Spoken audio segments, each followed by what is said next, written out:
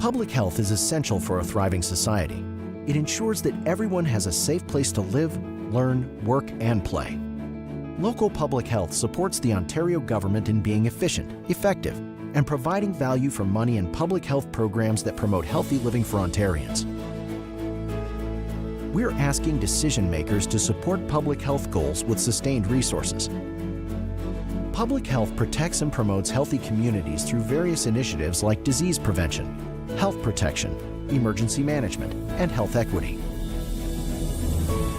Public health focuses on disease prevention through immunization and case management. In 2023, over 800,000 doses of vaccines for HPV, meningococcal, and hepatitis B were administered in Ontario. Additionally, over 4.9 million doses of influenza vaccines were distributed, and over 2.3 million doses of COVID-19 vaccine were administered. Public health also helps ensure the air we breathe, the water we drink, the food we eat, and the places we gather are safe. In 2023, public health inspected over 39,000 food premises and 7,000 pools and spa facilities in Ontario. More than 2,000 risk assessments were conducted for small drinking water systems, and more than 44,000 tobacco inspections were completed, helping to limit youth access to cigarettes and protecting communities from the impacts of secondhand smoke. Public health encourages healthy lifestyles and reduces health inequities by providing support to the most vulnerable. Programs like Healthy Smiles Ontario and Ontario Seniors Dental Care ensure access to essential dental care. The Healthy Babies, Healthy Children program promotes healthy child development to help children achieve their full potential. Public health also reduces infectious disease risk to Ontarians by monitoring outbreaks, educating the public, supporting institutions, and coordinating with the broader healthcare system. In 2023, over 3,000 services were delivered monthly by infection prevention and control hubs, and more than 1,250 IPAC complaints were investigated. Public health ensures continuity and resilience of the healthcare system during disruptions and emergencies that may put the health of Ontarians at risk. Public health strengthens Ontario's resilience by planning for public health surge responses, supporting healthcare and preventing and controlling high-risk pathogens, and assisting municipalities and First Nations with emergency planning and response for events like pandemics, extreme weather, and environmental hazards. Public health matters because it keeps our communities safe, healthy, and resilient. Let's support our public health initiatives for a better Ontario. To download a copy of the infographic, please go to www.alphaweb.org.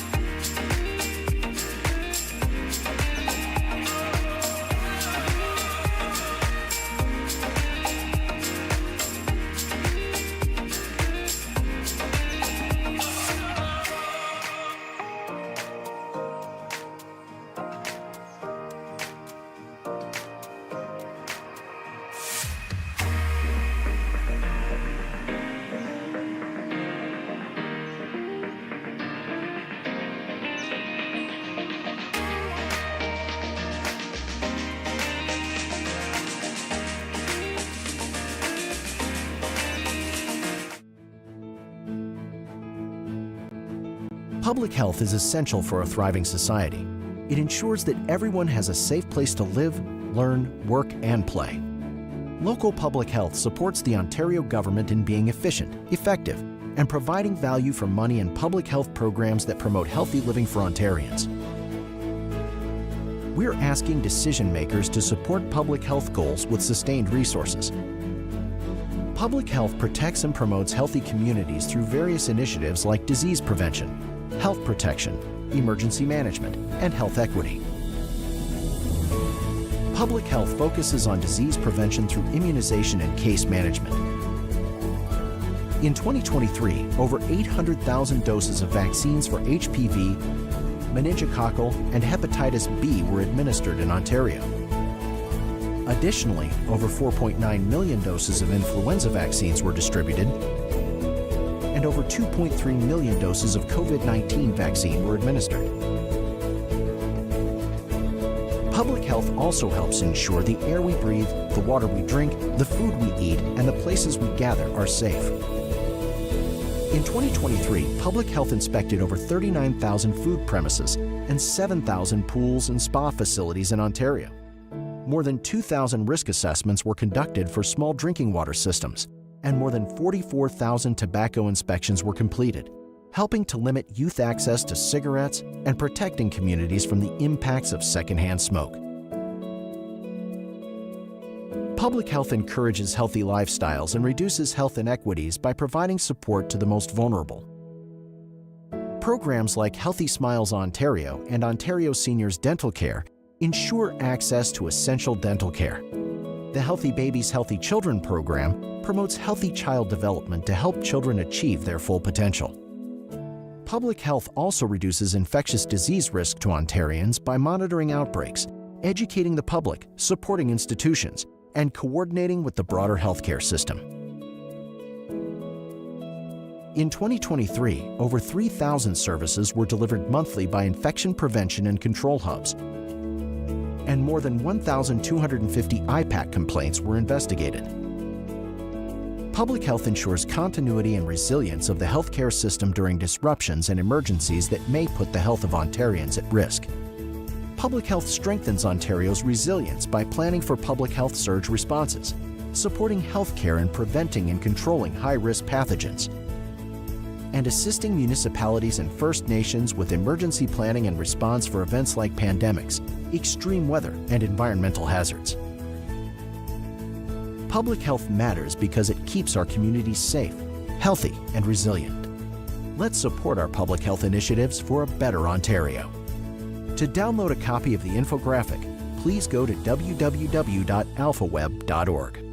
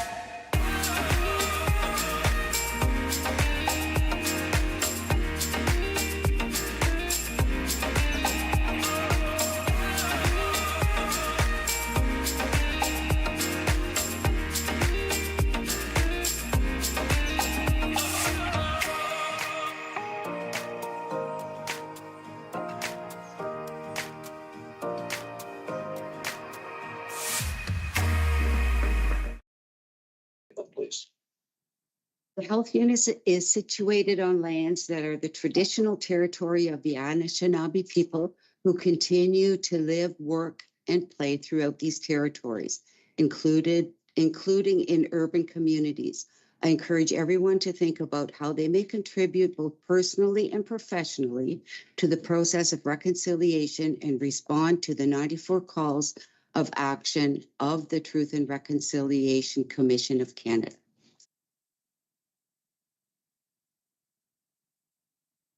Pre-approval of the agenda. Motion that the Finance and Property Committee agenda dated April 23rd, 2025 be approved. May I have a mover and a seconder, please? Catherine, thank you. Seconded, Marianne, thank you.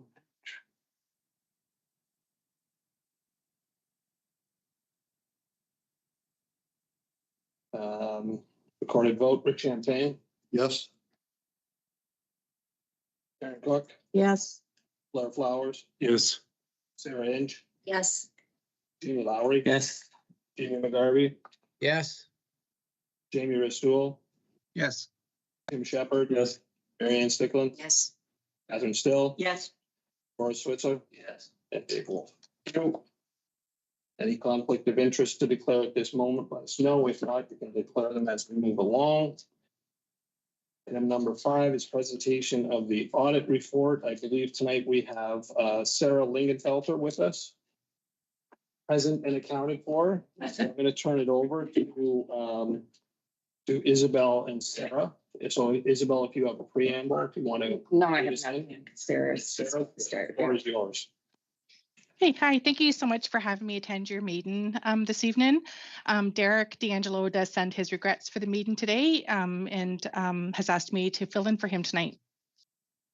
I will share my screen and walk through. I'll start walking through the audit findings report. I am having a couple of technical issues, so if my sound drops off, if you could maybe wave your hands or something, and I'll switch to a different form of media just to make sure that you can still hear me. So similar to prior years, we have put together an audit findings report. Instead of going through the highlights page, I'll just walk you through the various pages. So as of April 15th, which is when we prepared this audit findings report, we have completed the audit of the financial statements with the exception of a few procedures that are remaining, which include finalization of the review of our file and sign-offs of some working papers in our file, subsequent events verification to the date of the audit report, the receipt of a signed management representation letter, completion of our discussion with this committee, and obtaining evidence of the approval of the financial statements by the board. With respect to significant changes, there really are no changes to report from what we would have communicated to you during our audit planning report. There's been no change in key management team players. Derek D'Angelo has been the partner since I think 2021, and I've been the engagement senior manager since 2022. And there were no changes to materiality, our assessment of fraud risk, or other areas that we focus on in the audit. Similar to what have been reported to you during the planning phase, the one significant risk that is identified in the audit, and it's identified in every audit that we do, is a risk of management override of controls. Because management is in a position to perpetuate fraud because of their ability to manipulate accounting records and prepare fraudulent financial statements by overriding controls, we are unable to rebut that risk. So every year you will see a risk related to management override of controls. Our response to that risk is to perform testing over journal entries. So we walk through the design and implementation of controls around the journal entry process that management has. We pick various high-risk criteria for journal entry testing, and we test the journal entries based on that criteria. And happy to report that we did not uncover any issues during the performance of the procedures that we performed. Just a quick note that there was a new accounting standard in the current year. It's public sector accounting standard 3400 related to revenue. It established a single framework to categorize revenue to enhance the consistency of revenue recognition and its measurement. So in advance of adoption of the new standard, management would have performed an assessment of the impact of the standard on the board's financial statements and concluded that the existing revenue recognition approach to revenues that fall in scope of the new standard do not result in material differences. So we would have prepared a listing of revenues that are covered by by the new public sector accounting standard, which is pretty much all revenue except for grants and donations, which are specifically excluded from the standard. And for any streams that we did identify apart from the grants and donations, we would have determined if there was any risk of material misstatement as a result of the application of the standard. And after all of our assessment, we have determined that there was no significant change to the health unit, and the revenue recognition criteria or standards that were in place are still applicable.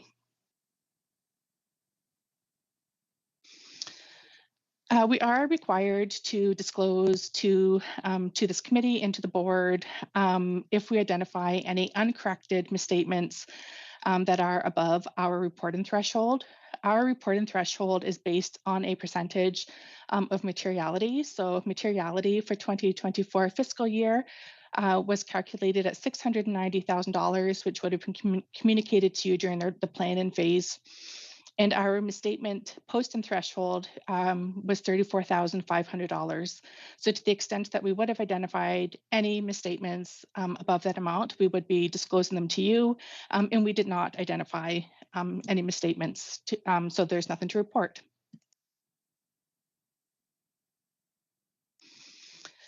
We are also required to disclose to you if we identify any control deficiencies.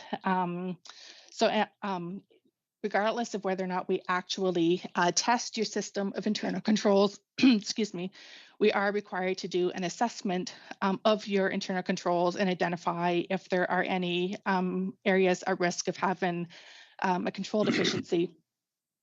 And based on the assessments that we would have done, there is no significant or other deficiencies in internal controls over the financial reporting process that were identified as part of the audit.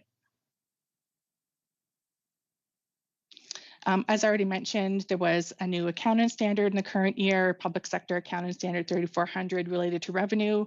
There was also a Public Sector Accounting Standard 3160 related to private-public partnerships, and a guideline related to purchased intangibles, neither of which would have been applicable to the board. So there are no significant or material changes to the accounting policies and practices that had an impact on the financial statements. Other financial matters to report, there are none. We've already talked about the new accounting standard. There's no concerns with how it was adopted, and no additional matters related to your financial statements and disclosures that have been identified.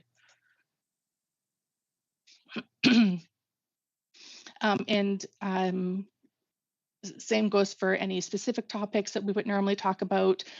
We didn't have any disagreements with management. We didn't have any difficulties during the audit. No related parties were identified, and no other matters or relevance to of governance interest would have been identified. No illegal acts.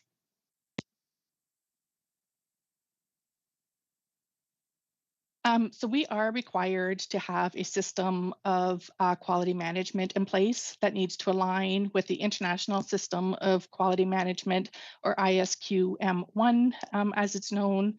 It also has to meet the requirements of the International Code of Ethics for Professional Accountants. We do at KPMG have that system in place.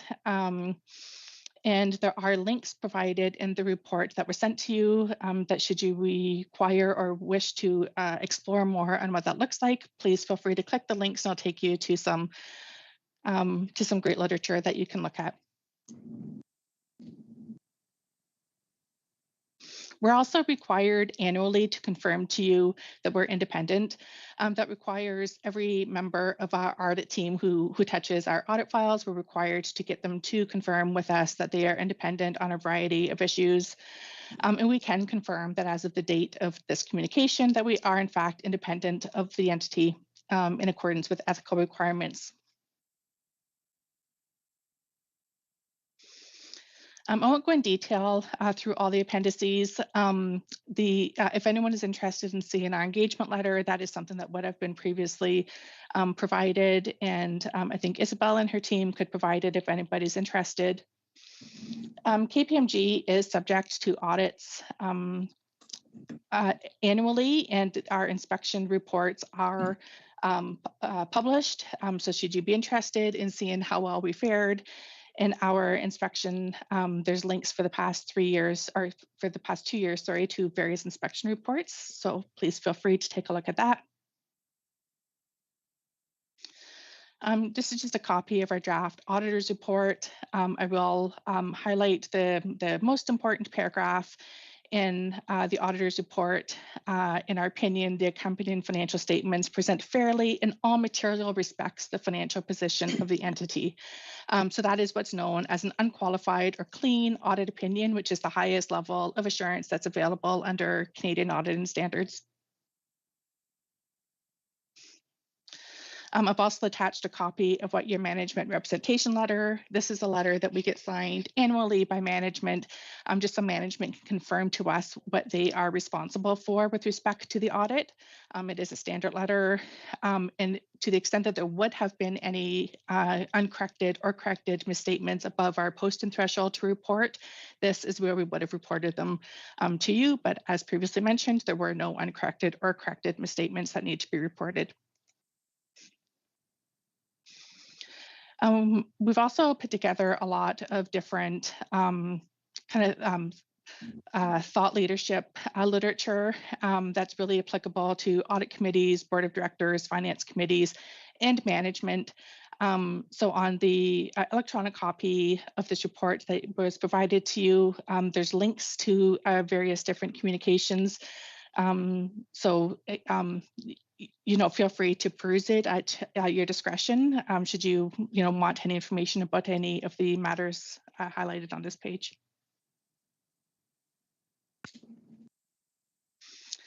Just a little bit about what KPMG is doing as part of our evolution. I'm sure it's no surprise that automation and AI are two really key things that just about every industry is part of, and that includes KPMG. So every year there's new tools that come out that help us with automation and with building AI into our audits to help have a more efficient process, and helps us audit to a deeper level with the amount of AI that's out there. And that's just a little bit more on AI about what KPMG is doing. So that's the end of the audit findings report. Wondered if there's any questions before I move on to the financial statements. Are there any questions? I'm seeing none, Sarah, so feel free to go ahead. Okay, perfect. Thank you so much. Oops.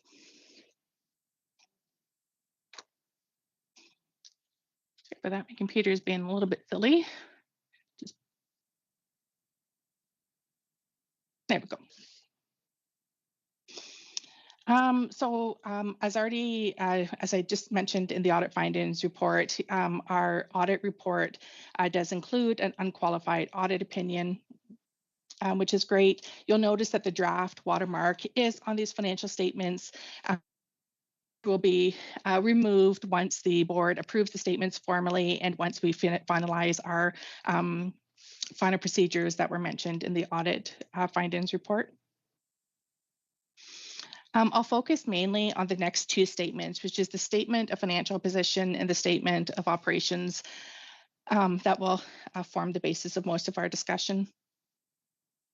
And I'll just highlight a few of the key changes that we saw over the prior year. So you'll notice that cash went up by about $450,000. There was about a $763,000 surplus from operating activities, which was then partially offset by about $314,000 of purchases of furniture, equipment, and other tangible capital assets. Accounts receivable went down by about $750,000 compared to the prior year. The main reason for that, about $707,000, is a decrease in the amount receivable from the province of Ontario. And about $700,000 of that in total related specifically to the COVID vaccine funding from the prior year. So in 2023, you would have had a receivable of about $700,000 related to the COVID vaccine, which would have been received in the current year. Accounts payable, decreased in total by about $867,000, and $941,000 of that was a decrease in your trade payables, which is really just a timing difference, timing of when expenses are incurred throughout the year. Deferred revenue decreased by about $237,000 from last year. And that decrease was the result of a few things. Last year, there was some infection prevention and control program funding deferred of about $149,000, which would have been earned or recognized in the current year. And there was also about $173,000 in the prior year of deferred CHCI grant funding that would have been brought into income in the current year. And that's partially offset by a couple of things in the current year. So you had a new program for Planet Youth Nipissing, which has about $45,000 of deferred revenue, which would not have been present in the prior year. And then about $50,000 from the genetics program, which was previously included in accounts payable, but a settlement has since happened. And so the $50,000 in deferred revenue will be brought into income over the next couple of years. The amount that's payable to the province of Ontario has increased by about $526,000. And that's for a few reasons. There was about a $474,000 surplus in public health funding for public health mandatory programs. About $114,000 surplus repayable from Infection Prevention and Control Hub. And that was from Q1 of 2024. There's a surplus of about $44,000 in strengthening public health that's repayable, a surplus of about $12,000 in MOH initiative that's repayable, and then various other programs that make up another about $30,000 of repayables. And then that is partially offset by $143,000, which was a prior year recovery from the 2023 COVID vaccine funding, which would have been set up as payable in the prior year and settled in the current year. Moving down to tangible capital assets. They decreased by about $563,000, and that represents about $865,000 of amortization expense, partially offset by $314,000 of capital additions during the year, most of which $263,000 was related to equipment purchases during the year. Also to note, intangible capital assets, there's a loss on disposal of about $12,000, which is as a result of a disposal of about $2.1 million in total during the year, most of which is various equipment that was fully depreciated and was just taken off the books. And in fact, $1.8 million of that is from capital equipment, and is really just the result of a cleanup effort during the year to go through the IT equipment and determine what was no longer in use or what was outdated and take them off the books. And like I said, they were almost fully depreciated. Only about $12,000 was the end result. I'll move on now to the statement of operations and accumulated surplus. Overall, you'll notice that revenues decreased by about 4% compared to the prior year, or just around $1.1 million. And most of that is from Province of Ontario funding. So one-time funding decreased by about $1.3 million, which is in large part due to COVID funding that would have been received in prior years, and not in 2024, or a significant decrease in 2024. And then in the prior year, there was about $1.8 million of mitigation funding, and that was just rolled into your core funding. Your operating expenses decreased by about $483,000, or about 2% from the prior year. Most of that was in the public health mandatory programs. So again, a lot of COVID-related expenditures in the prior year, COVID vaccine clinics and things like that, that would have no longer been in place, as well as the elimination of the school-focused nursing initiative, which was also the decrease in funding. So it was the funding and the expenses both disappeared. That leaves you with a surplus of $332,000 for the year. And just a note about that, these statements are prepared in accordance with public sector accounting standards, which is quite different from how your financials are reported to the ministry or to the province of Ontario. And the key differences are when your finance management prepares information for the ministry, capital expenditures are included in expenses during the year. There's no amortization expense.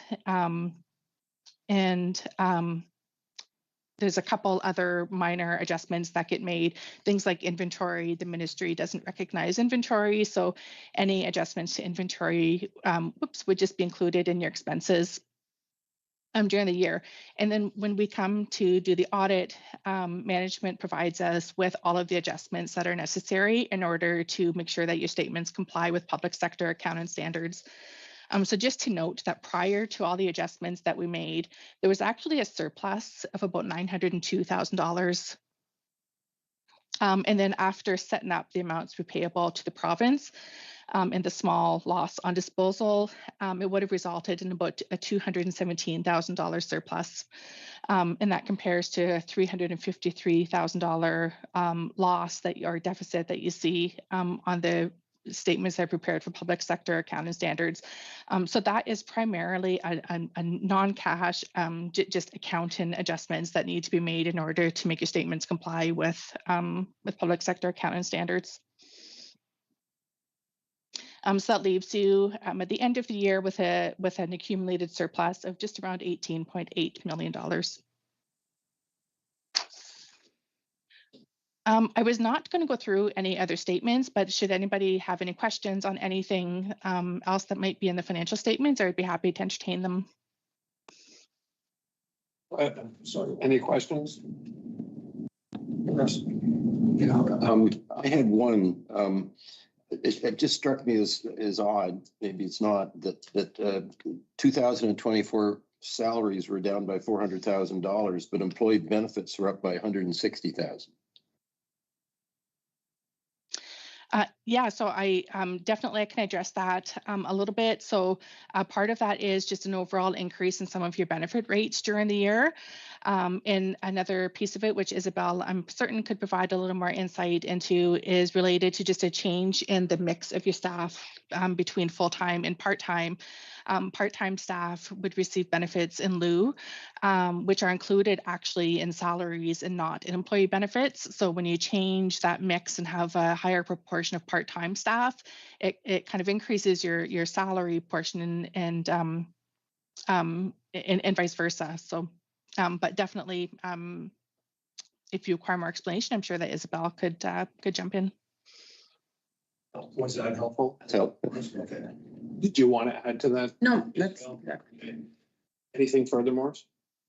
Any other questions for Sarah or for Isabel? Online, either Jamie, any questions? Seeing none, I guess we can thank Sarah for her contribution this evening and for her time and for the thorough report. And we can move on to the next item on our agenda. Perfect. Thank you so much. And I'd just like to say thank you to Isabel and her team for all of their help in getting through a nice clean audit this year. Thank you. Thank you. Did you want to add anything, Isabel? No, that's fine. Thanks. Thank you, Okay. thank you. Thank you. Good night, Sarah. Item 6 on the agenda, 6.1 is Finance and Property Committee minutes from February 26, 2025. I have in front of me a motion, be it resolved that the minutes in the Finance and Property Committee meeting held on February 26, 2025 be approved as presented. Can I have a mover and a seconder, please? Jamie Lowry, move. Seconder, Morris, thank you very much.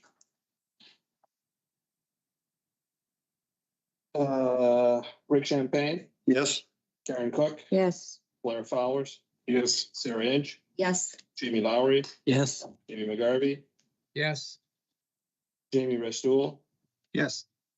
Tim Shepard, Yes. Mary Ann Stickland, Yes. Catherine Still, Yes. Switzer, Yes. Dave Wolf, yes. Thank you very much. Meeting, next date is June 25th, 2025. I'm gonna assume that the time is 5 PM, but says to be determined and location is likely here. No, Perry Sound. Very soon. Oh, sorry, Perry Sound. I misread that. Is there any business arising? No business arising. Thank you. Item number 9. New business. 9.1. We've got a couple of long motions. Whereas on June 25th, 2008, the Board of Health for the North Bay Prairie Sound District Health Unit approved a municipal reserve fund to be established. And whereas on September 26, 2012, the Board of Health by resolution removed the cap from the municipal reserve. And whereas on April 23rd, 2025, the Finance and Property Committee of the Board of Health reviewed the North Bay Prairie Sound District Health Unit draft annual audited financial statements for the year ended December 31, 2024. Now therefore be it resolved that the Finance and Property Committee recommends that the Board of Health for the North Bay Prairie Sound District Health Unit approve the transfer of funds from the Health Unit general account to the municipal reserve in the amount of $154,064. And furthermore, be it resolved that the Finance and Property Committee recommends that the Board of Health approve the North Bay Prairie Sound District Health Unit audited financial statements for the year ended December 31, 2024, and further be it resolved that the annual audited financial statements for the North Bay Prairie Sound District Health Unit, which includes a note outlining the transactions of the municipal reserve fund for the year ended December 31, 2024, be sent to the member municipalities. Can I have a mover and a seconder, please? Rick Champagne, move. Second, Mary Ann, thank you. Any discussion? Just draw to your attention that that note is note number 5. If anybody wants to see the balance of the municipal reserve or anything, that's right. Yes, note number 5 in the audited statement. Yes. Yes. Any other statements or comments? Do you want me to note that in the motion? Okay, thank you. Rick Champagne, Yes. Karen Cook, Yes. Blair Flowers, Yes. Sarah Inge, Yes. Jamie Lowry, Yes. Jamie McGarvey, Yes. Jamie Restool, Yes. Tim Shepard, Yes. Mary Ann Stickland, Yes. Catherine Still, Yes. Morris Switzer, Dave Wolf, yes. Thank you. 9.2. I have a motion that reads, whereas the Board of Health for the North Bay Prairie Sound District Health Unit approved a list of signing officers for 2025 at its meeting on January 22nd, 2025. And whereas a new position, Manager Finance, has been created through the reorganization process, therefore be it resolved that the Finance and Property Committee recommends that the Board of Health for North Bay Prairie Sound District Health Unit approve Kimberly Gervais, Manager Finance, as a signing officer for the year 2025. Can I have a mover and a seconder, please? Karen, thank you. Jamie McGarvey's son. Thank you, Jamie.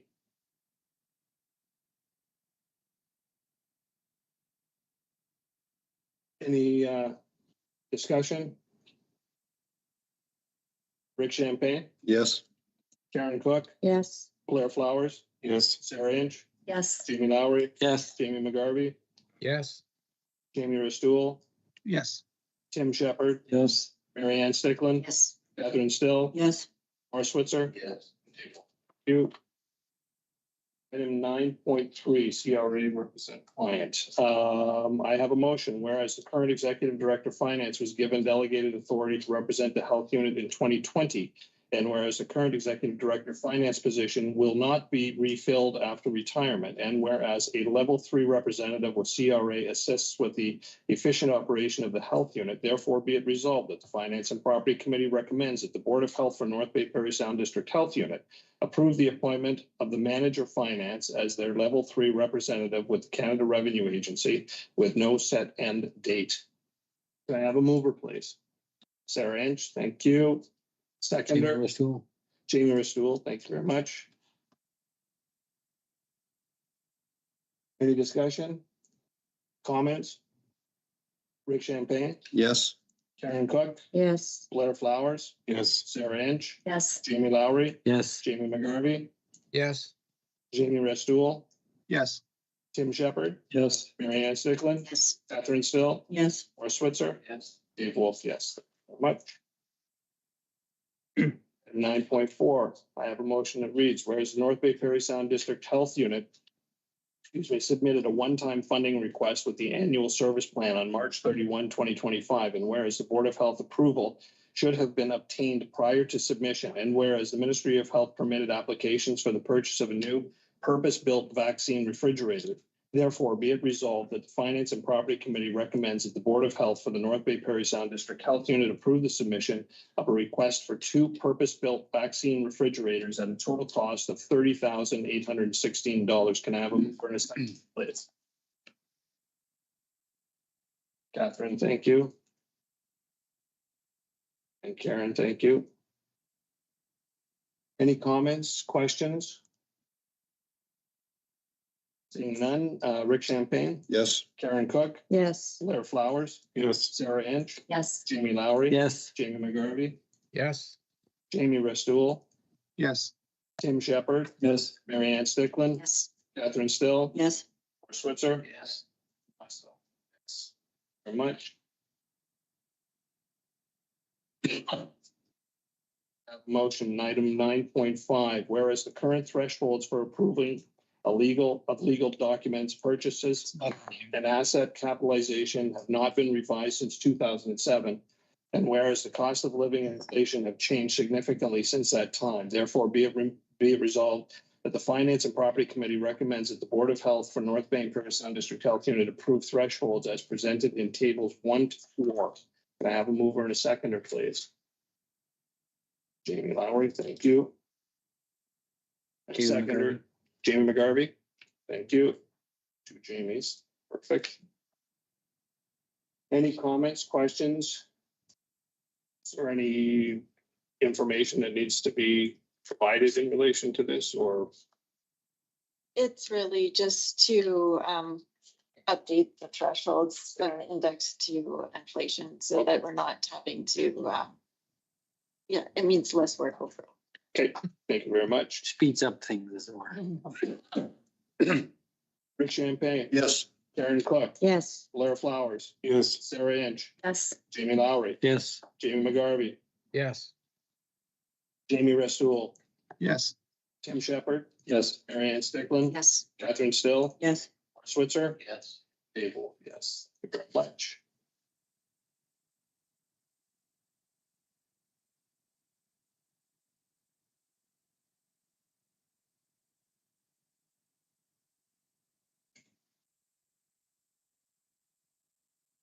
First quarter financial statements. Any comments or questions in regards to first quarter financial statement? Isabel, do you have anything that you want to? No, it's really, they're early in the year, so you'll see there's quite a few maybe underspending, but it's just the nature of the time of the year. We spend more in the fall than we do in the spring. First quarter medical officer of health expenses. Any questions, comments, or concerns? Seeing none, thank you. Do we have an in camera? We have no in camera. No is done.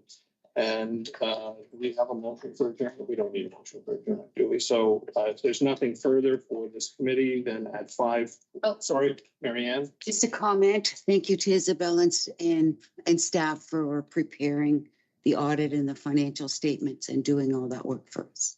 Thank you very much. Yes. Most appreciated. Thank you, Isabel. Very appreciated. If I'm not mistaken, that is your last It's like. and your best one. There's lots of. You have motions butter up tonight. now. Thanks for allowing. You might need You might. Sorry. Isabel, in regards to this committee, is there anything that you would like to say as this being your last meeting with this committee? No, thank you. I think it's been a privilege to work with you all, and I have enjoyed it, and I hope I've helped you to understand public health finance. You have for me, that's Yes. for sure. Something Sure. in very new this term. So thank you very much. Yeah, and if I could take the opportunity, Dave, just to recognize Isabel, in this meeting for her 18 years of dedicated service to public health, North Bay Parry Sound District Health Unit.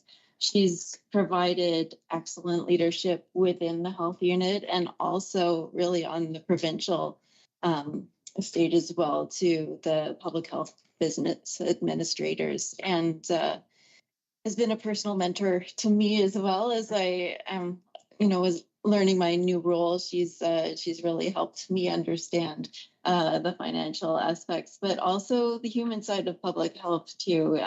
Isabel is not just a finance person, and so she's provided leadership on many fronts.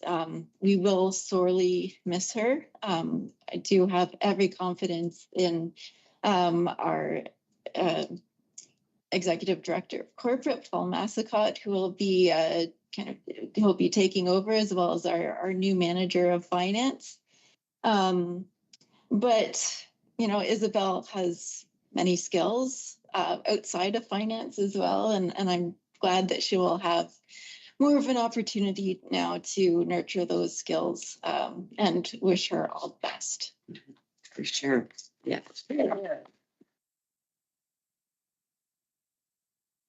This is Isabel. I got a few words.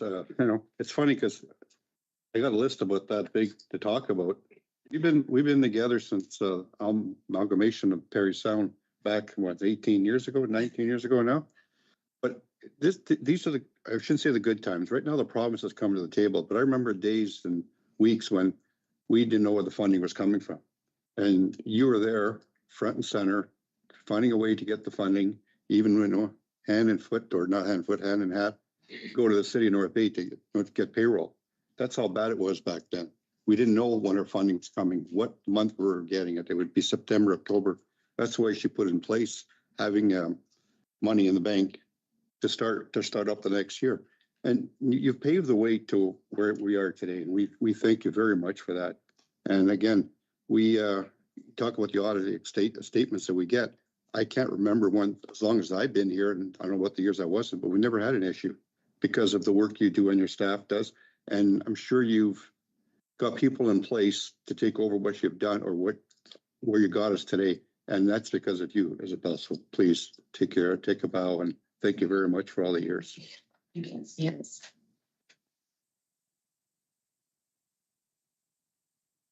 Yeah, I have not known you long. Certainly not as long as I've known you.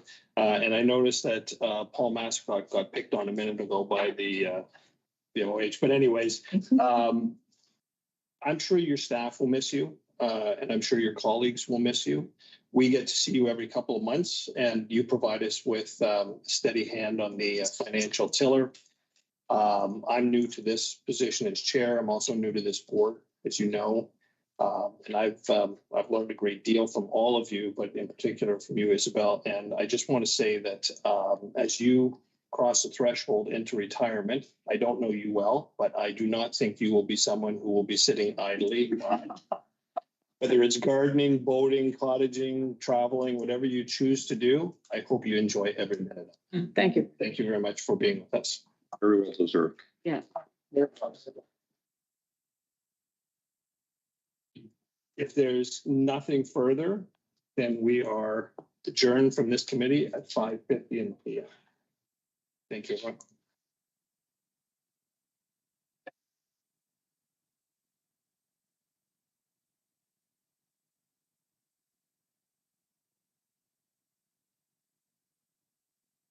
Does anyone need a little pause before we move on?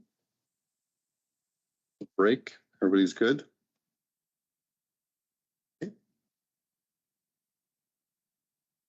All right.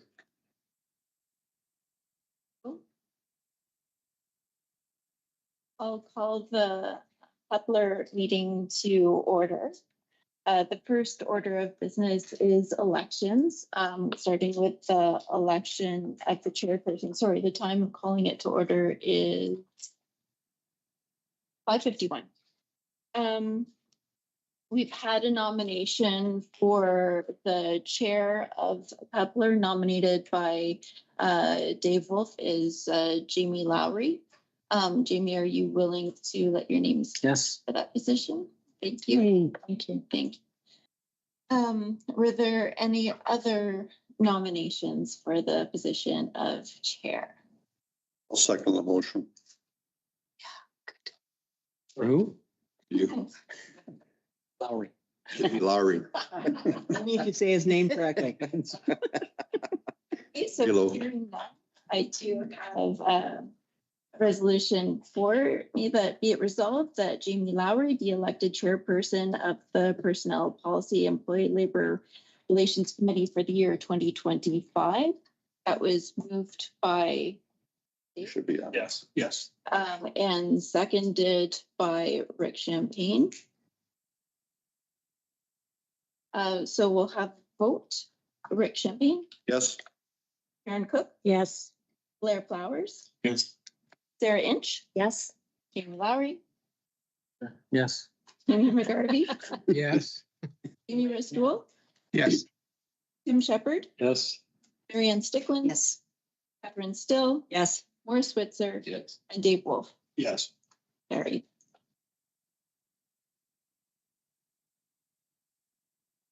Thank you, everyone. And thank you, Jamie, for saying this once again. Jamie?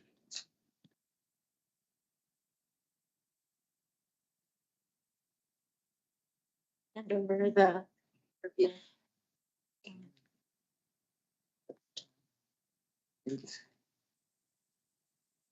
Okay, we've done this. So now we move on to a vice chair.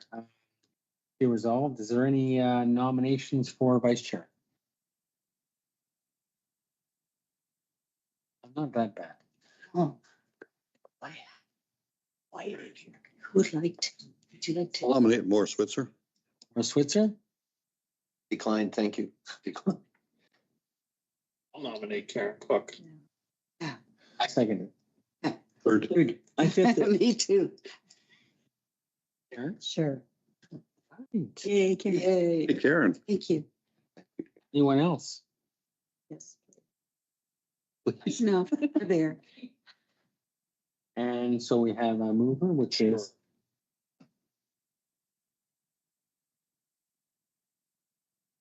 call that to a vote. Yes. Second. Okay, let me read the thing. Karen Cook be elected vice chair of the Personnel Policy Employee Labor Relations Committee for the year 2025. Rick Champlain. Yes. Cook. Yes.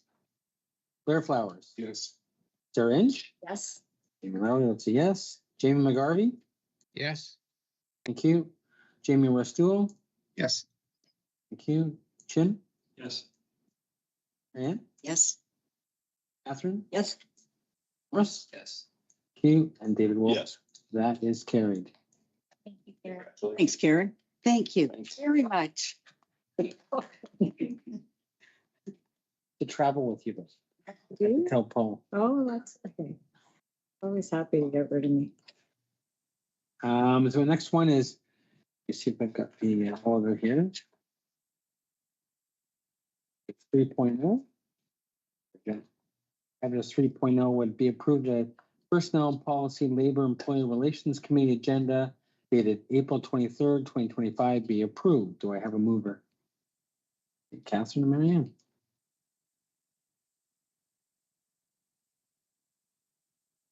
And recorded vote for Champagne. Yes. See the French thing in there. Yes.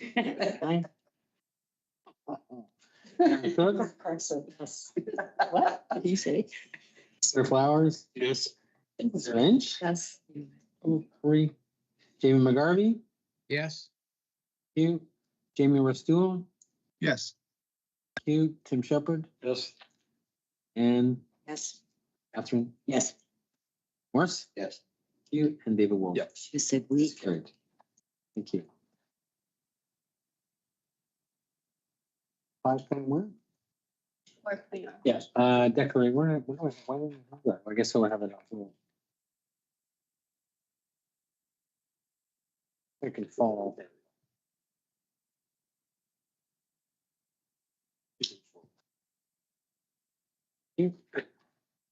Okay, so we did approve conflict of interest declaration. Any one with it can declare it. Call if there's any on the way or through it, you can declare at that point. If there's any, no.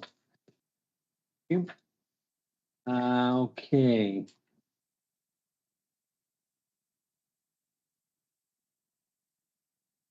Okay, so 5.1. I'll read the resolution. Be resolved that the minutes of the Personnel Policy, Labor, Employee Relations Committee held on November 27th be approved as presented. Do I have a mover? Rick, Champagne. Are Seconder? Karen Cook, thank you. For recorded vote, Rick Champagne. me? Karen Cook, Yes. Blair Flowers, Yes. French, Yes. Lowry, Jamie McGarvey, Yes. Jamie Restool, Yes. Tim Shepherd, Yes. Marianne, Yes. Catherine, Yes. Morse, Yes. Dave, Yes. it's carried. Okay, 5.2 is going to in camera, right? So, Just the approval of the in-camera minutes. okay, 5.2. let's see it. Labeled here. Okay, that be resolved that the in-camera minutes from the Personnel Policy, Labor, Employee Relations Committee meeting held on November 27th, 2024 be approved as presented. We have a mover. Okay, Marianne. Seconder, Tim. Thank you. Call for a recorded vote. Rick, Yes. Aaron, Yes. Blair, Yes. Sarah, Yes. Jamie McGarvey, Yes. Jamie Restool, Yes. Q, Tim Shepherd, Yes. Marianne. Yes. Catherine. Yes. Morse. Yes. David Wolf. Yes. That's carried. You. Okay, just minutes. The date of the next meeting is June 25th to be determined, and it's at the Georgian Room at the Perry Sound office. Okay. Any business arising? Seeing them in camera. 8.0. We resolved the Personnel Policy, Employee Labor Relations Committee moved to an in-camera at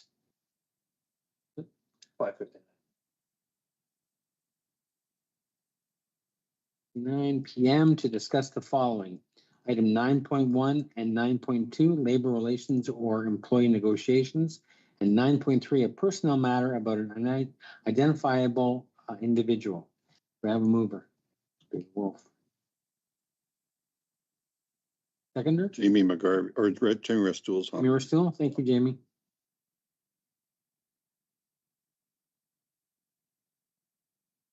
Okay, Rick.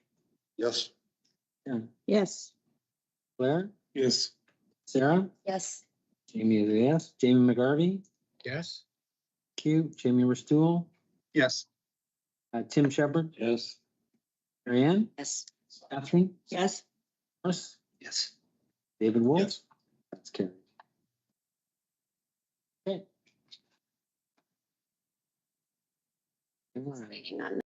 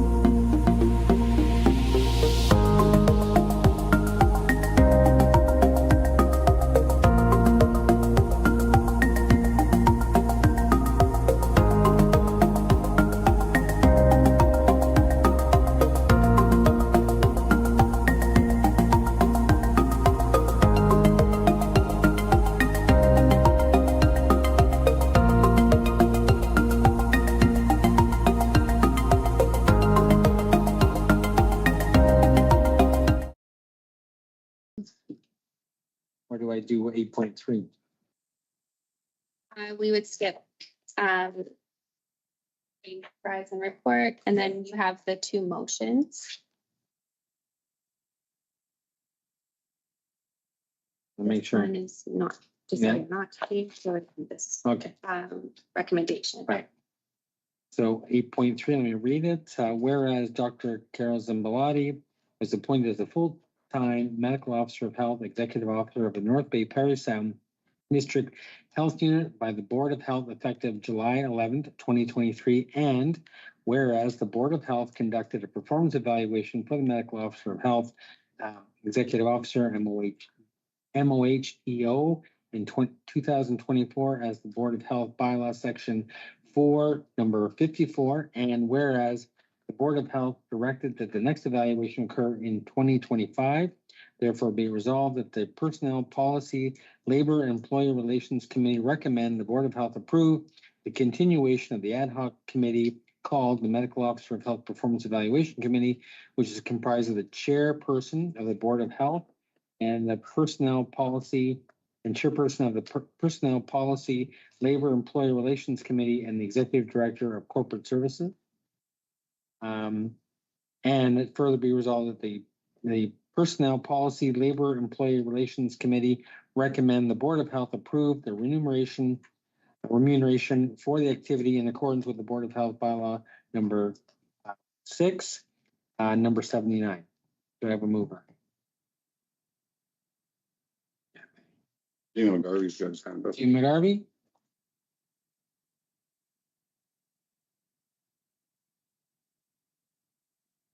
Yeah, call out for a recorded vote. Rick? Yes.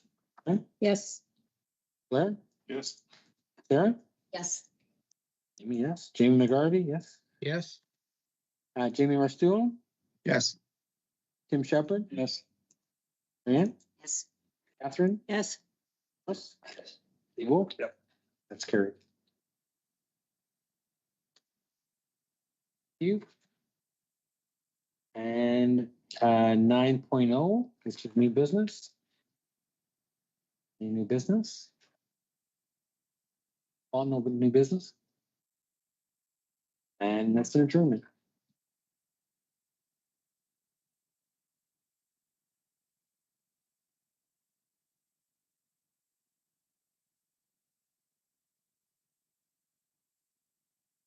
What's that? We still have. And not us. We can share. Right, ready to start our regular meeting? Thank you, Paul. Good night, everybody. Thank you. And good luck. Yeah. That stays open. Is that? Stays open. And they're all signed. Thank you. All right, I'm gonna call the meeting to order. Before I call the meeting to order, I just want to say that I sent out an email the other day to asking you if you have any questions to put them ahead of time so it helps Dr. Zimbalati. It wasn't meant any harm or anything like that. So it's the way it came. My wife kind of gave me hell because I kind of wrote it while I was driving the vehicle and then I sent it out and I went, she says, you didn't just send that out, did you? I said, oh my God, I did. But anyway, all I meant by it was, so we went to bombard Dr. Zimbalati with a bunch of questions and she can have the proper information that you need. And if you needed somebody else to be here to answer the questions, they would also be here. So it's just more time than anything else and also giving Dr. Zimbalati a heads up on what the questions will be. Being able to answer them more fulsomely. Okay, so again, that was, go ahead, Jamie. But that, does that preclude though, somebody asking questions No. about? something? Not at all. Then? No, no, I want to make sure. no. Still ask questions. No, it's all good. It's just, it's just, when you have 7 or 8 questions, you go in and No, I get if that. she's not feeling well and, you know, things like that, then you can get the questions out. Or if we need somebody here, management staff to answer the questions. I'm sure Dr. Zimbalati can ask them, have them all, but she can at least get prepared for them. And so, A friendly suggestion and not a direction. Exactly. And if there are more Okay. that come up. and you would, In you the would, spirit of the It's meeting, you'd just- be happy to answer any questions. Exactly. There you go. Okay, so thank you for, Thank you for that clarification. no problem. I thought it was a little curt. I wondered if there was some kind of a tussle that happened. I asked Kathy, did I said no. something happen Oh, at the meeting? And what happened was I was dictating it and I was wife was driving, so dictating and the conversation went on and something. I went, I think I just sent it. Anyway, there was no All good. questions. There was nothing. Good. I do apologize for that. Yeah, I thought it was like a wrestling You have to apologize. there. Can we actually call the meeting to order? Yeah, I just did. Well, call me to order. So approval of the agenda. I need a mover and a seconder. Tim Shepherd. Catherine Still.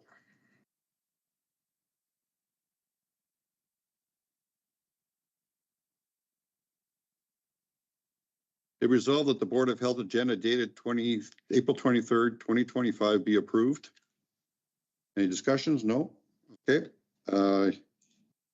Rick Champagne, yes. Karen Cook, Yes. Blair Flower, Yes. Sarah Inch, Yes. Jimmy Larry, Yes. Jimmy McGarvey, Yes. Jamie Restool, Yes. Tim Shepherd, Yes. Mary Ann Stickland, Catherine Still, Yes. Or Switzer, Dave Wolf. Carried. Thank you. Item 3, conflict of interest. If something comes up, please let me know at the time and we'll add it to the agenda. One is 4.1, Board of Health minutes from February 26, 25, or 26, 25, yes. Need a mover and a seconder. Jimmy Restool. And second by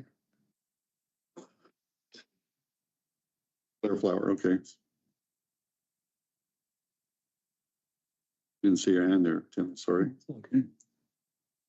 It be resolved that the minutes from the Board of Health meeting held on February 26, 2025 has been approved as presented. Any changes? No? Okay. Recorded vote, Rick Champagne, Karen Cook, Yes. Blair Flower, Yes. Sarah Inch, Yes. Jimmy Larry, Yes. Jimmy McGarvey, Yes. Jamie Restool, Yes. Tim Shepherd, Yes. Mary Ann Stickland, Yes. Catherine Still, Yes. Switzer, David Wolf. Agreed. Date of the next meeting will be June 25th, 2025. It is determined it's the Georgian Room in Perry Sound. I guess we can, if anybody needs a ride or something like that, instead of a bunch of vehicles go down, just kind of put a feeler out there and see what's happening, and then we could maybe arrange an Uber. Just kidding on the Uber, like one of us will drive. You, yeah, I'm cool. Yeah, Like you were driving Uber now. Ricky Uber. Yeah. All right. 6, business arising. Let's see, nothing. 7, report of the medical officer of health, Dr. Zimbalati. Yeah, so the report's in your package. I can provide a bit of an update. Obviously, things change week by week in terms of measles outbreak. So when I wrote, we had just had most number of cases in a week reported the previous week. Luckily, the number has stabilized a bit. So there were 155 cases reported the week of April 3rd to 9th. The subsequent week, it was 109 new outbreak cases, and we don't, the next report is due out tomorrow. But I did have information today that they're going to be reporting 95. So the number is stabilizing. With many outbreaks in the past, we've seen the north get a later wave than the south. So, we're continuing to be vigilant. Locally, we are reporting 5 new cases in the past week. Still, the risk to the public remains relatively low, but measles vaccination is the key to protecting against spread. And so it is encouraged that everyone get up to date, particularly healthcare workers with 2 doses, particularly anyone working with vulnerable individuals or individuals who are vulnerable themselves. I had my teethers checked just in case. I was okay, whatever that means. Is what? It's a sign whether you need a booster. Okay. For my part. which isn't necessarily recommended. Okay, well, according to my. Yeah, so open to any other questions. There were some questions submitted in advance related to the MOH report, so be to address those as well. Go ahead, Mary Ann. Just a comment. Thank you for joining the Ontario Health Team. It's a good link, I think, right? I think so too.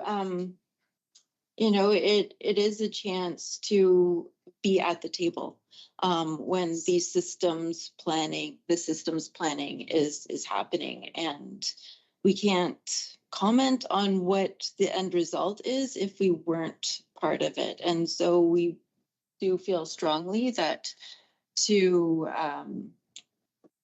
have the population health, have health equity represented, have, you know, the prevention, true prevention represented at these planning meetings.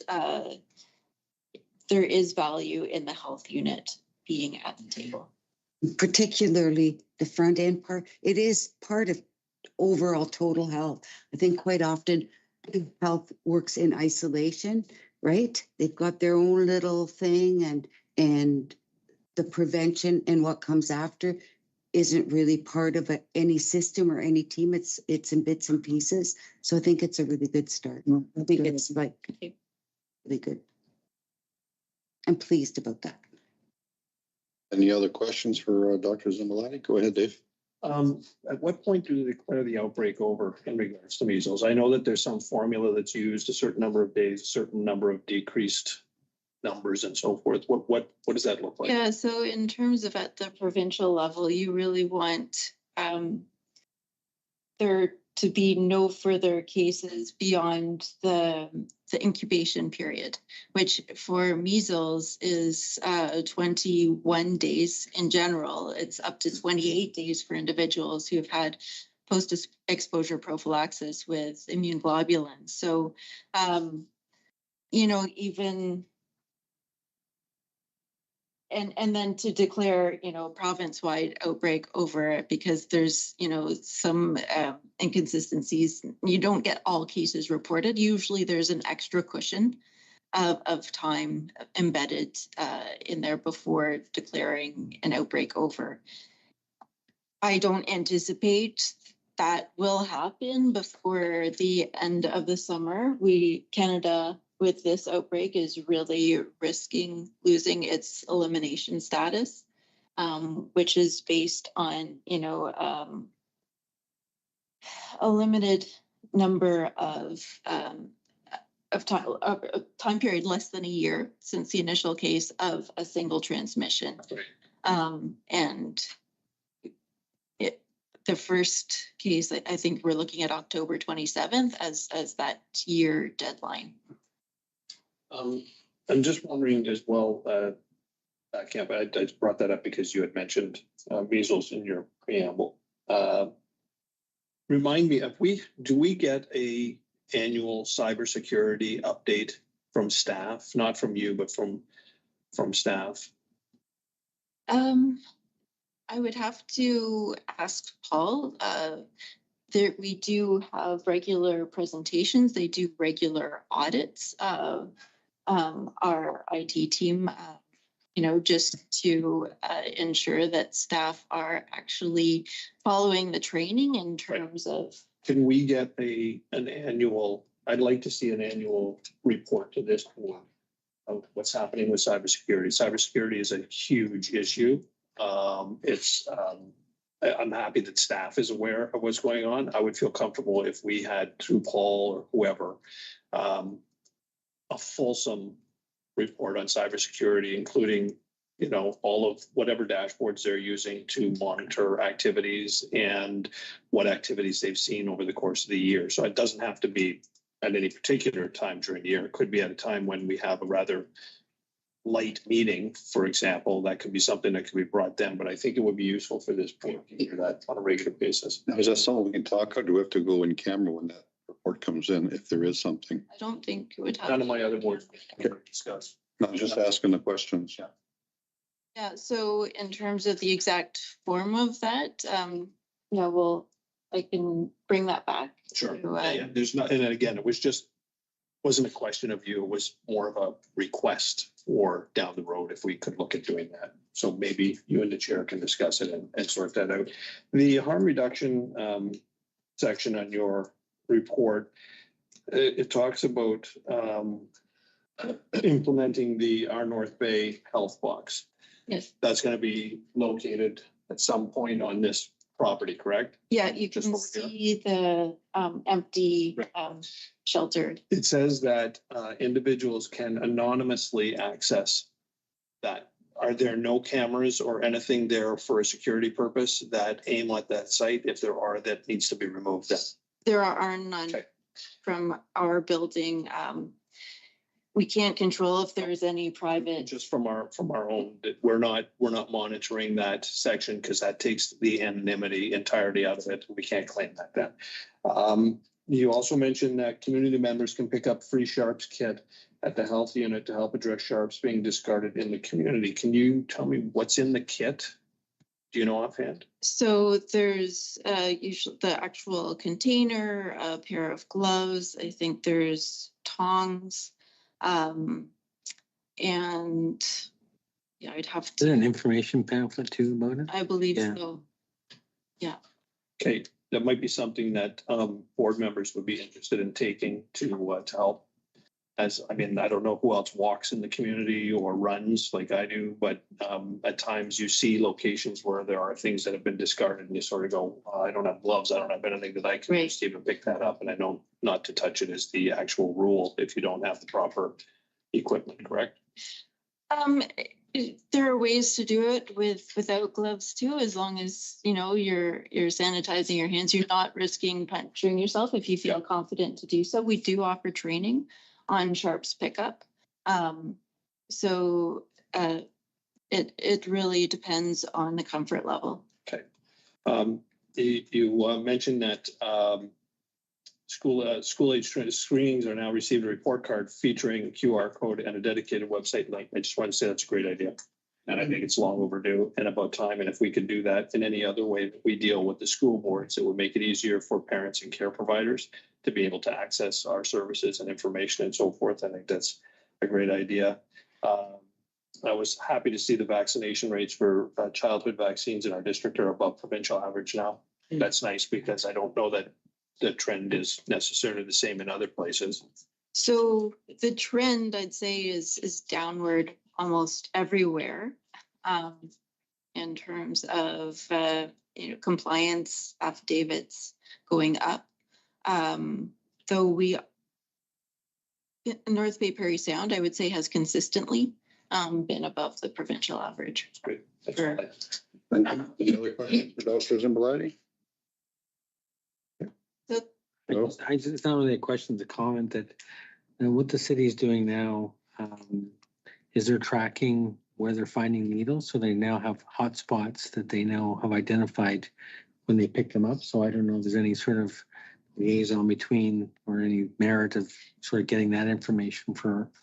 We've definitely asked for that. Like there have been ongoing conversations and It's all like what they have now, they have tablets, and so they're now beginning to, I don't know whether it's fully rolled out, but now they are identifying where, how many, and all that kind of thing. So I think it'd be good information. and that's something that we've asked the Okay. city to do. And I think the city was interested in doing that anyway for their own purposes. So yes.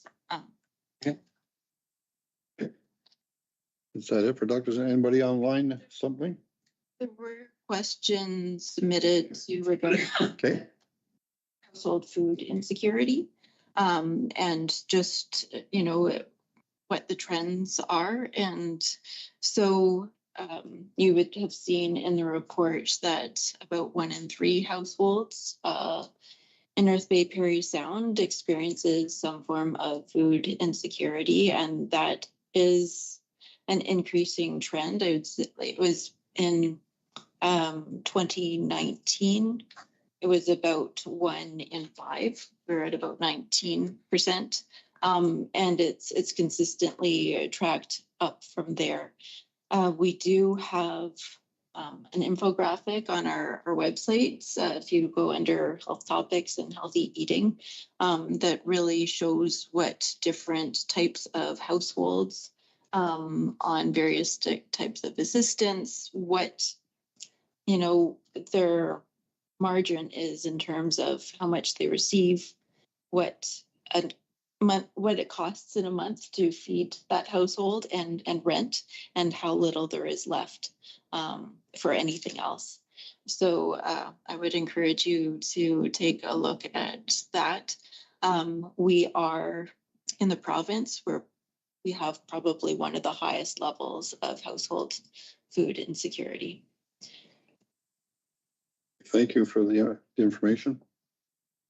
I see no other questions. On graphics. I asked that one, thank you, Doctor, about the trend for food insecurity. I also was curious about who were the other members besides the health unit in the Nipissing Wellness Ontario Health teams? So there's over 30 members. Yeah. Including all 3 hospitals in the Nipissing district. Castle Home is the fund holder.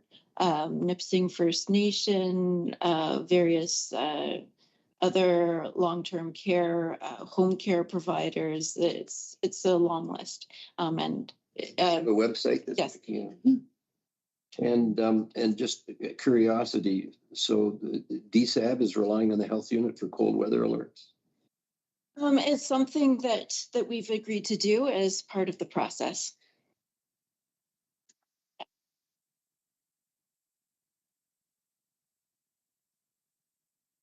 What's the temperature for tomorrow? Yeah, what's the temperature? It'll be It was supposed to be like +18, but I don't think that's.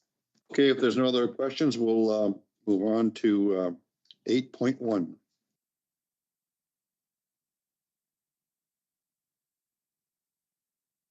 Need a mover and a seconder. Mary Ann?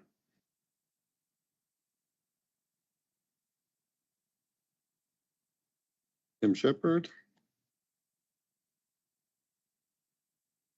The move by Mary Ann, second by Tim. Whereas on June 25th, 2008, I thought I heard something. Board of Health of North Bay Parry Sound District Health Unit approved a municipal reserve fund to be established. And whereas on September 26, 2012, the Board of Health resolution removed the cap of the municipal reserve, and whereas on April 23rd, 2025, the Finance and Property Committee of the Board of Health reviewed the North Bay Parry Sound District Health Unit draft annual audited financial statements for the year ended December 31st, 2024. So now there it is, there to be resolved that on the recommendation of the Finance and Property Committee, that the Board of Health of North Bay Parry Sound District Health Unit approve the transfer of funds from the Health Unit General Account to the Municipal Reserve in the amount of $154,064. And that furthermore, they resolved that on the recommendation of the Finance and Property Committee, that the Board of Health North Bay Parry Sound Health Unit approve the North Bay Parry Sound District Health Unit audited financial statements for the year ended December 31st, 2024, and that furthermore be resolved that the annual audited financial statements for the North Bay Parry Sound District Health Unit, which includes a note outlining the transaction of the Municipal Reserve Fund for the year ended December 31st, 2024, be sent to the members of municipalities. Any discussions on this motion? See none, I'll ask for a recorded vote. Rick Champagne, yes. Karen Cook, Yes. Claire Flower, Yes. Sarah Inch, Yes. Jimmy Larry, Yes. Jimmy McGarvey, Yes. Jamie Restool, Yes. Tim Shepherd, Yes. Mary Ann Stickland, Yes. Catherine Still, Yes. or Switzer, Dave Wolf. Yeah. Carried.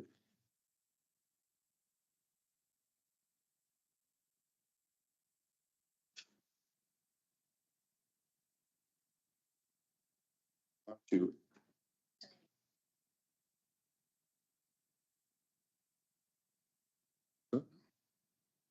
Still on the fire. Yep.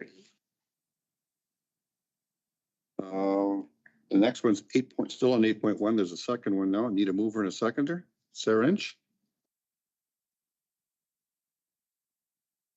Need a seconder. Jamie Restool.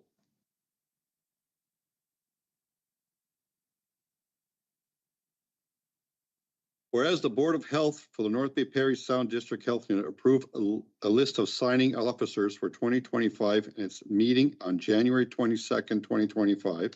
And that whereas a new position, manager finance has been created through a reorganization process, and therefore it be resolved that the recommendation of the Finance and Property Committee that the Board of Health of North Bay Perry Sound District Health Unit approve Kimberly Javet, Manager of Finance and Signing Officer for the year 2025. Any discussions on the motion? See none. Record and vote. Rick Champagne, yes. Karen Cook. Yes. Blair Flower. Yes. Sarah Inch. Yes. Jamie Laurie. Yes. Jimmy McGarvey. Yes. Jamie Restool. Yes. Tim Shepard. Yes. Marianne Stickland. Yes. Catherine Still. Yes. Maura Switzer. And Dave Wolf. Carried. Thank you. Next one, I need another mover or seconder for the third item. Tim Shepard, mover. Okay, thank you. Jamie McGarvey.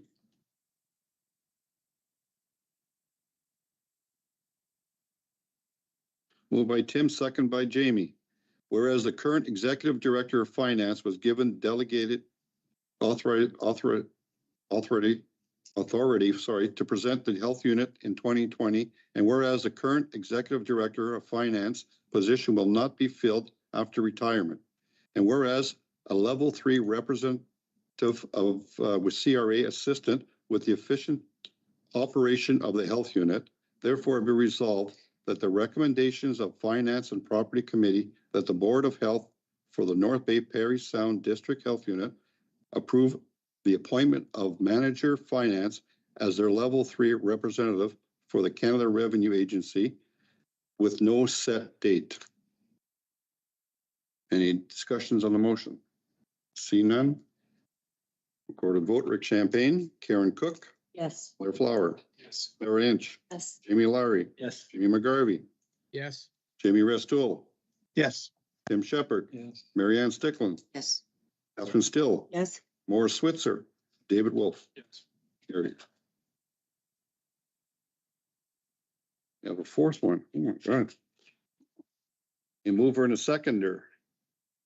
Okay, Dave Wolf. Jamie Laurie. That guy over there. I know.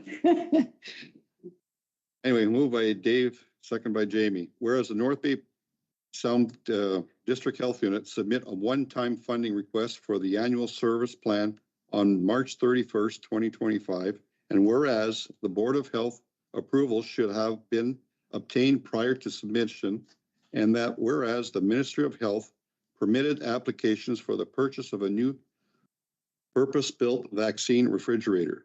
Therefore, it resolved that the recommendation of the Finance and Property Committee that the Board of Health for the North Bay Perry Sound District Health Unit approve the submission of requests for 2 purpose-built vaccine refrigerators at the total cost of $30,816. Any discussion on the motion?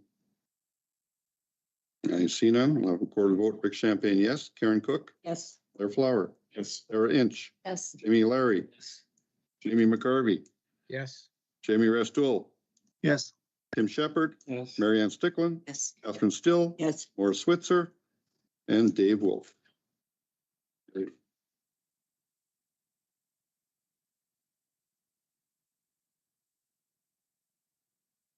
The next one, I need a mover and a seconder again.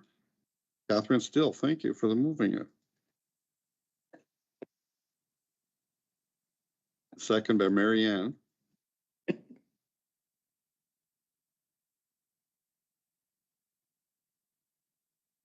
Okay, so whereas the current thresholds of the approving of legal document purchases and asset capitalization have not been revised since 2007. And that whereas the cost of living and inflation have changed significantly since that time. Therefore, it resolved that the recommendation of the Finance and Property Committee that the Board of Health of the North Bay Parry Sound District Health Unit approve the threshold of as treated as tables 1 through 4. Any discussions on any of the items? Just a comment, if I were on the negotiating team for the unions, I would lift that out there about the cost of living going up so high, and I would be mentioning that in the negotiations. Point taken. Point taken. Thank you. Any other discussions? I see none. Recorded vote. Rick Champagne, yes. Karen Cook, Yes. Blair Flower, Yes. Sarah Inch, Yes. Jimmy O'Leary, Yes. Jimmy McGarvey, Yes. Jamie Restool, Yes. Tim Shepherd, Yes. Marianne Stickland, Yes. Catherine Still, Yes. or Switzer, and Dave Wolf. Yes. Carried.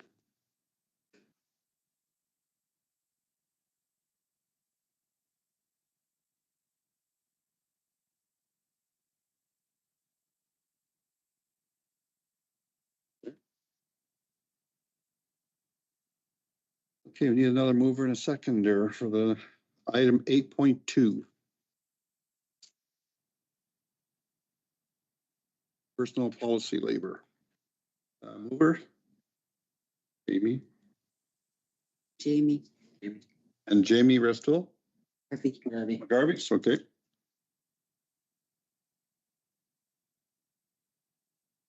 Moved by Jamie, second by Jamie. Whereas Dr. Carol Zimbalati was appointed as a full-time medical officer of health, executive officer for the North Bay Parry Sound District Health Unit and the Board of Health, effective July 11th, 2023. And whereas the Board of Health conducted a performance evaluation for the medical officer of health, executive officer, MOH, EO, in 2024, as per the Board of Health bylaws, section 5 and 54, and whereas the Board of Health directed that the next evaluation occur in 2025.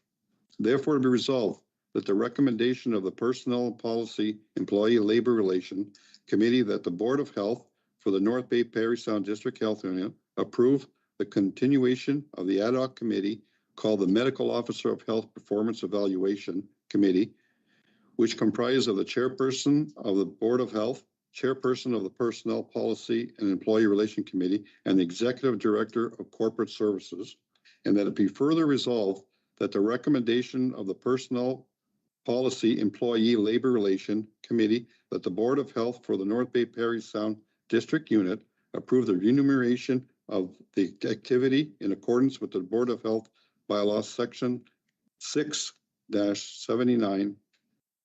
Any discussion on the motion? Go ahead, Jamie. Just not so much of a discussion as a comment.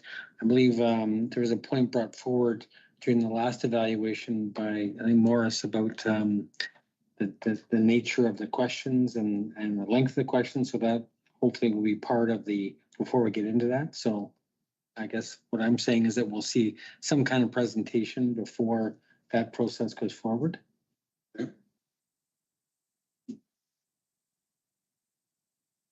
Yeah, for that. Yeah. Okay. Thank you for the comment. Any other comments? Okay. Recorded vote, Rick Champagne, yes. Karen Cook, Yes. Blair Flower, Yes. Sarah Inch, Yes. Jimmy O'Leary, Yes. Jimmy McGarvey, Yes. Jamie Restool, Yes. Tim Shepherd, Yes. Marianne Stickland, Yes. Catherine Still, Yes. or Switzer, Dave Wolf. Yes. Carried.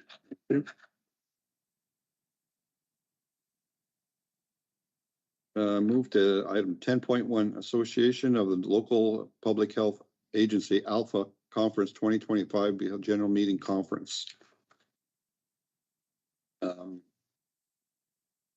Is anybody going, or is anybody? So, I'm registered to go, but as far as Board of Health, it's up for the board to, Yeah, just authorize how many people, that's all.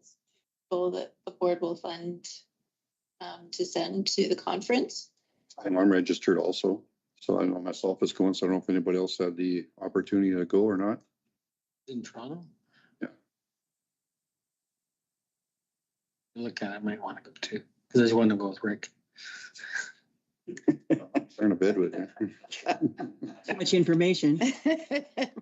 I'll put down 2 for now and then we'll see what happens, okay? Yeah. I need a mover in a second there. Okay, Mary Ann Stickman Jane. Crystal. and Jimmy Restool. Yes. Yeah.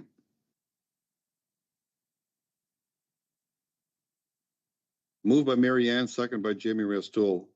To be resolved that the Board of Health of Northern Bay Parish Sound District Health Unit authorizes 2 board members to attend the Association of Local Municipality or Local Public Health Agency, Alpha, 2025 Annual General Meeting and conference to be held on June 18th, 20th at the Pantages Hotel located at 200 Victoria Street in Toronto. And furthermore, that expenses related to the attendance of the Alpha 2025 Annual General Meeting and conference to be paid in accordance with the Board of Health bylaw 6-79. Any other discussions? See none, record a vote. Rick Champagne, yes. Karen Cook, Yes. Blair Flower, Yes. Sarah Inch, Yes. Jimmy Lowry, Yes. Jim McGarvey, Yes. Jimmy Restool, Yes. Tim Shepherd, Yes. Mary Ann Stickman, Yes. Catherine Still, Yes. Morris Switzer, Dave Wolf. Yep. Carried. We have it in camera. We're looking for adjourned, and thank you very much for, yeah, okay. Well, while you're checking for media, I just want to thank everybody for coming out tonight and finally get some nice weather that we can enjoy. Sorry the meeting went a little bit longer than usual, but it was a heartful meeting that we needed to have. So thank you very much. We're just going to wait to see if media is going to be. Maybe we could take a moment to recognize our professional administrative staff who are here today on their day. Where would we be without you? Mhm. Yes. We don't want to know where we'd be. Yeah, yeah, I know where I'd be. I'd be lost. Sometime. And thank you for those who reached out on Zoom. Thank you very much for coming out tonight, and your input was very admirable. Thank you. Good night. Put it down Everybody, there. thank you.